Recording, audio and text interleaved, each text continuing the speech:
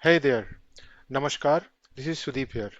Welcome back to my channel where we talk about AI in a very simple way.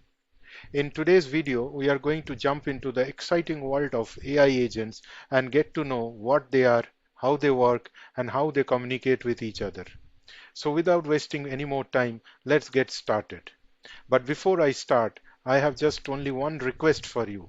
Please do subscribe to my channel and also do like, share and comment on this video so that I get motivation to bring similar videos for you in future.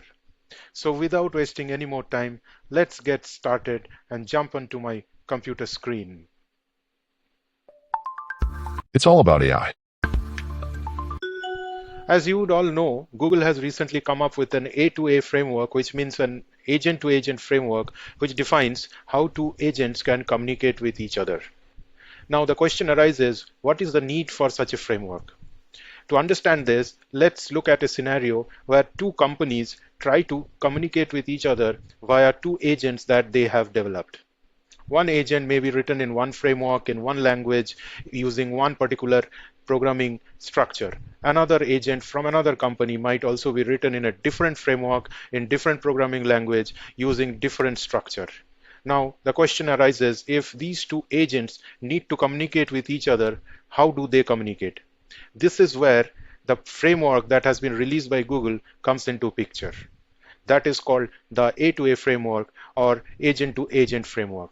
But before we get into the details of the agent-to-agent framework, we need to first know what is agentic AI and what are AI agents. So let's first try to understand what is agentic AI or AI agents. So in order to learn about what are agentic AI and what are AI agents, let's take a simple example from real life. Let's say you are the CEO of a company and you are too busy to do some small tasks like sending responses to some emails, booking flight tickets for your travel, or responding to some invitations and searching the way for some information or things like that. These are small work that you do not find time to do. So what do? You hire a personal assistant and give him or her enough responsibility and authority to do all these kinds of works on your behalf. So what you need to do in this case is that you need to just tell your personal assistant that they need to respond, or he or she needs to respond to certain emails at certain time, or book a flight ticket for you for your travel whenever you tell it to do it. So that is how your personal assistant would behave. And of course, you have given him enough responsibility and authority to make the best decision for you while he or she is purchasing that flight ticket or responding back to the emails that you are getting. Similarly, if we consider now that we replace this human personal assistant with an AI agent, a software application which can do all these tasks in place of that personal assistant, that is an AI agent for you, which is called an autonomous agent because you have given it enough responsibility and authority to act on your behalf.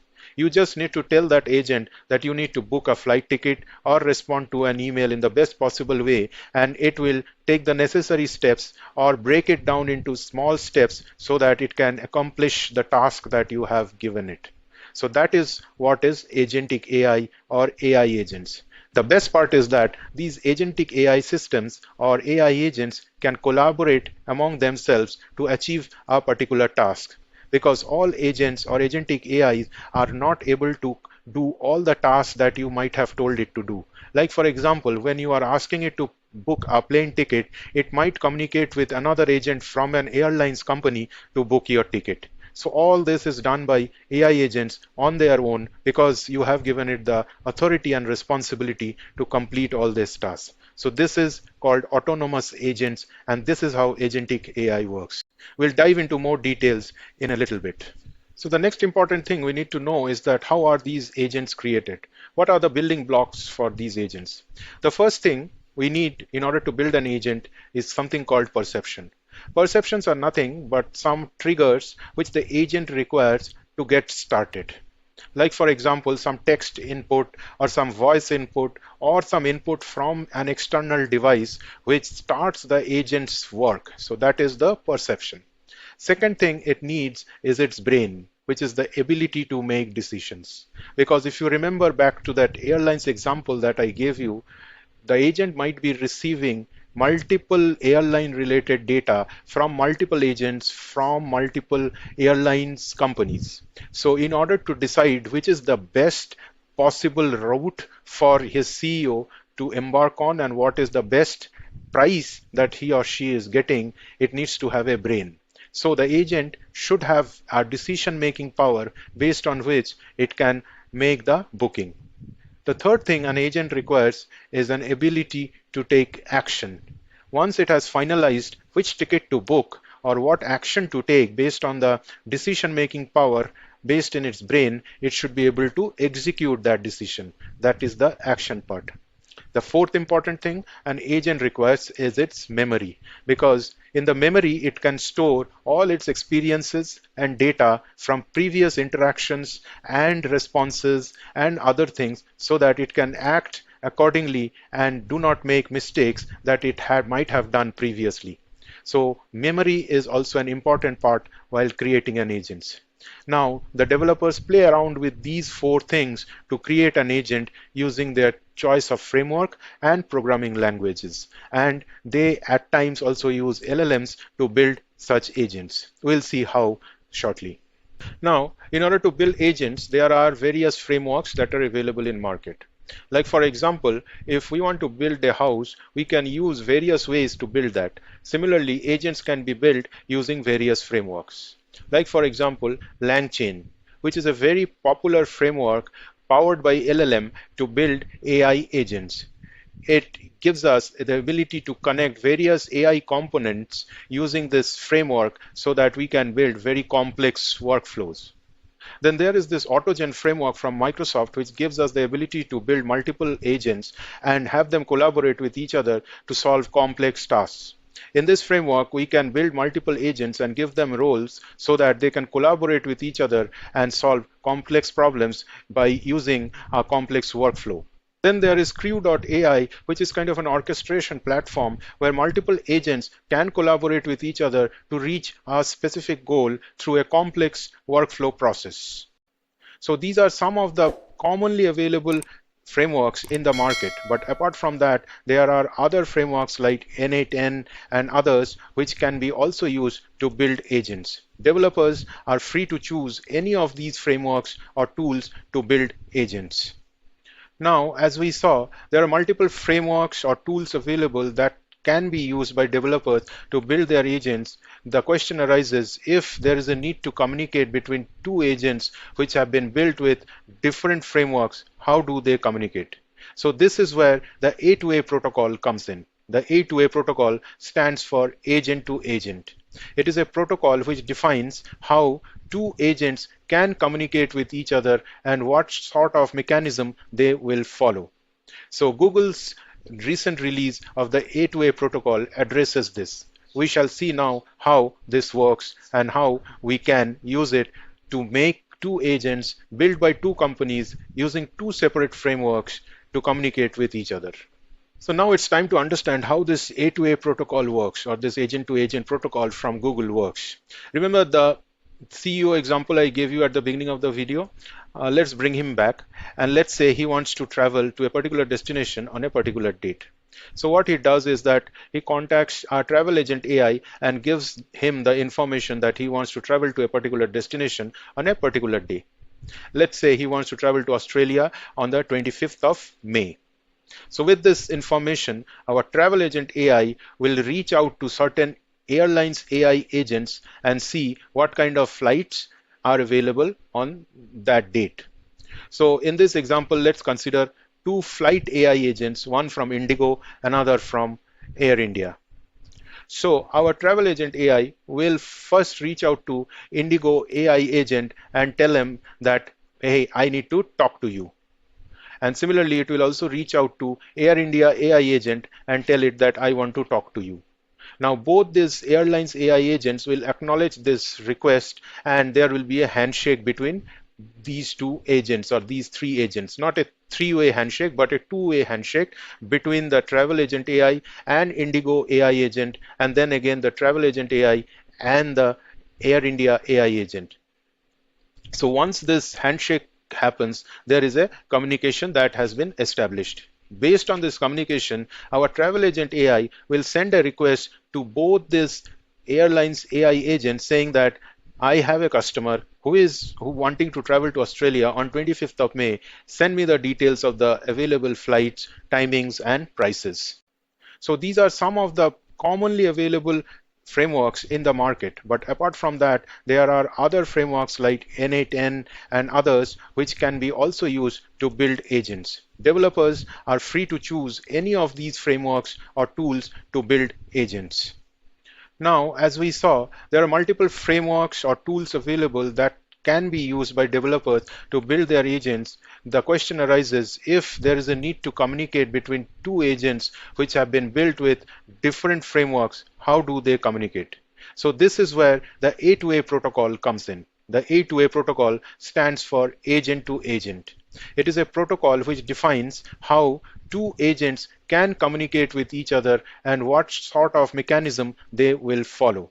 So Google's recent release of the A2A protocol addresses this. We shall see now how this works and how we can use it to make two agents built by two companies using two separate frameworks to communicate with each other. So now it's time to understand how this A2A protocol works, or this agent to agent protocol from Google works. Remember the CEO example I gave you at the beginning of the video? Let's bring him back, and let's say he wants to travel to a particular destination on a particular date. So what he does is that he contacts our travel agent AI and gives him the information that he wants to travel to a particular destination on a particular day. Let's say he wants to travel to Australia on the 25th of May. So with this information, our travel agent AI will reach out to certain airlines AI agents and see what kind of flights are available on that date. So in this example, let's consider two flight AI agents, one from Indigo, another from Air India. So our travel agent AI will first reach out to Indigo AI agent and tell him that, hey, I need to talk to you. And similarly, it will also reach out to Air India AI agent and tell it that I want to talk to you.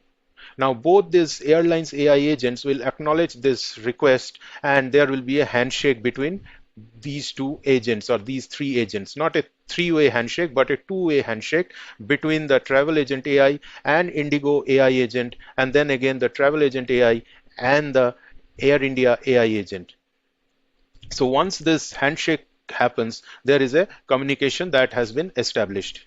Based on this communication, our travel agent AI will send a request to both this airlines AI agent saying that I have a customer who wanting to travel to Australia on 25th of May. Send me the details of the available flights, timings, and prices. Based on the request received from the travel agent AI, both the airlines AI agents, which is Indigo AI agent and the Air India AI agent, they are going to give back the information to the travel agent AI about the available flights, date, and the prices. Once our travel agent AI receives these information, he will compare all this information and try to figure out the best possible option for the CEO. Now here two things can happen. Once our travel agent AI has shortlisted the best possible flight with the best possible prices, he can present it to the CEO saying that these are your options.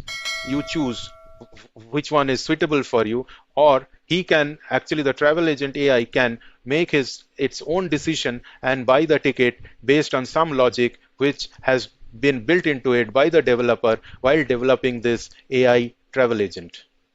So once the ticket details are finalized, that whatever is best for the travel agent AI will send in a request to the chosen airlines. Let's say in this example, it's Air India flight, okay, that has been chosen and finalized. Our travel agent AI will send in a request to Air India saying that I choose this, book this flight, and give me the confirmation. Our Air India AI agent will book this flight and send the information or the confirmation back to our travel agent AI, which will accept this and present it back to the CEO saying that here is your flight details, which is confirmed. So this is how AI agent to AI agent communication works. And this is what essentially our A2A protocol talks about. The next essential question we need to address is that how does our travel agent AI even knows that there is an Indigo AI agent or an Air India AI agent? This is where agent discovery comes in. This is like trying to find out a person or a service that I am in need of. This can happen in different ways. One of the ways is through a centralized repository. It is like an online phone book where agents can register their services and also define the ways in which other agents can communicate with it. So in our case, our travel agent AI went into this directory and searched for AI agents which are capable of providing airlines related services, and that's how it found out Indigo AI agent and Air India AI agent and communicated with them.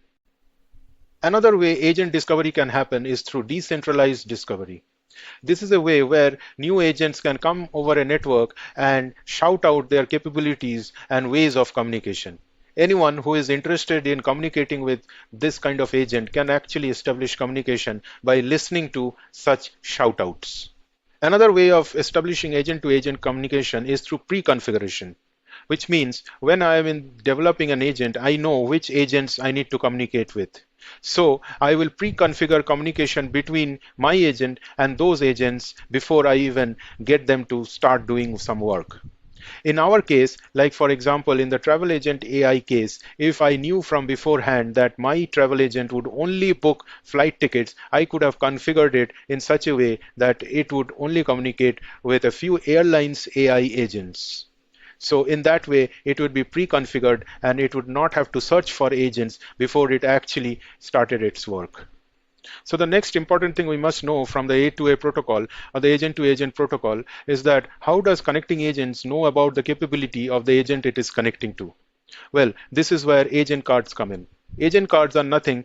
It is kind of a digital business card which contains the agent name, agent description, the capability of the agent. Like for example, in our case, the Indigo AI agent might have the capability of search flight, book flight, provide prices, and so on and so forth.